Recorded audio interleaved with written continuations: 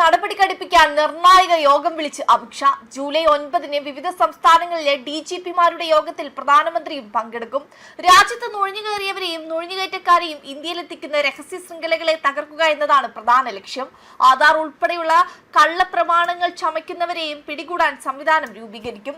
Intelligence Bureau, ED, CBI, റോ തുടങ്ങിയ ദേശീയ ഏജൻസികൾ വിവിധ സംസ്ഥാനങ്ങളിലെ DGP-മാരുമായി കൈകോർത്ത് ഈ പദ്ധതി നടപ്പാക്കുക.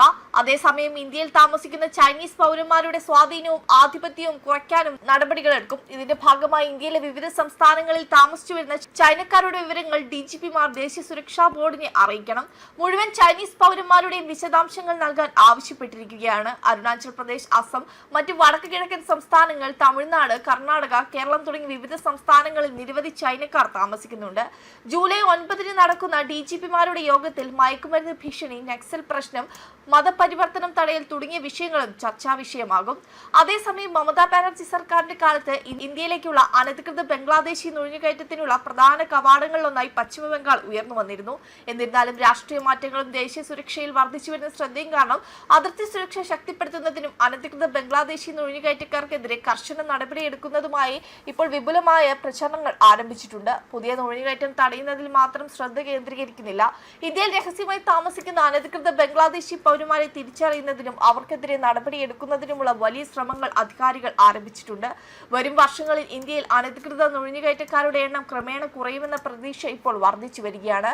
ഇന്ത്യയുടെ ദേശീയ സുരക്ഷ, സാമൂഹിക സ്ഥിരത, ജനസംഖ്യാ സന്തുലിതാവസ്ഥ, തെരഞ്ഞെടുപ്പ് സംവിധാനം, സംഘടിത കുറ്റകൃത്യ ശൃംഖലകൾ എന്നിവയിൽ അനധികൃത ബംഗ്ലാദേശി നുഴഞ്ഞുകയറ്റം ദൂരവ്യാപക പ്രത്യാഘാതങ്ങൾ സൃഷ്ടിച്ചിട്ടുണ്ട്.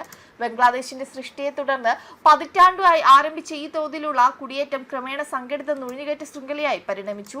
ഇന്ത്യ ബംഗ്ലാദേശി അതിർത്തി അങ്ങേയറ്റം സങ്കീർണമാണ്. നദികൾ, ചതുപ്പ് നിലങ്ങൾ, വനങ്ങൾ, കാർഷിക മേഖലകൾ, ജനസാന്ദ്രതയുള്ള ജനവാസ കേന്ദ്രങ്ങൾ എന്നിവ ഉൾപ്പെടുന്ന വലിയ പ്രദേശങ്ങൾ സമ്പൂർണ്ണ അതിർത്തി സുരക്ഷയെ അങ്ങേയറ്റം ബുദ്ധിമുട്ടുണ്ടാക്കുന്നു. ഈ ഭൂമിശാസ്ത്രപരമായ സാഹചര്യങ്ങൾ മുതലെടുത്ത് മനുഷ്യക്കടത്ത് ശൃംഖല വിപുലമായ നുഴഞ്ഞുകയറ്റ മാർഗങ്ങൾ വികസിപ്പിച്ചെടുത്തു. സാമ്പത്തിക ബുദ്ധിമുട്ട്, തൊഴിലില്ലായ്മ, ബംഗ്ലാദേശിലെ ജനസംഖ്യാ സമ്മർദ്ദം, ഇന്ത്യയിലെ തൊഴിലവസരങ്ങൾ എന്നിവ നിരവധി ബംഗ്ലാദേശി പൗരന്മാരെ അനധികൃതമായി ഇന്ത്യയിലേക്ക് കടക്കാൻ പ്രേരിപ്പിച്ചു. കാലക്രമേണ ഈ കുടിയേറ്റം അതിർത്തി സംസ്ഥാനങ്ങളിൽ മാത്രമായി ഒതുങ്ങി നിന്നില്ല.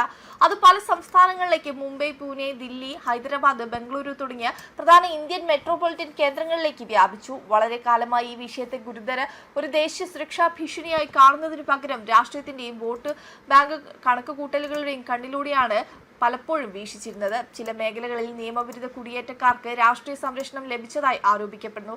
കാരണം അവരെ ഭാവിയിലെ വോട്ട് ബാങ്കുകളായി കണക്കാക്കി. വെബ് ഡെസ്ക് കർമ്മ ന്യൂസ്.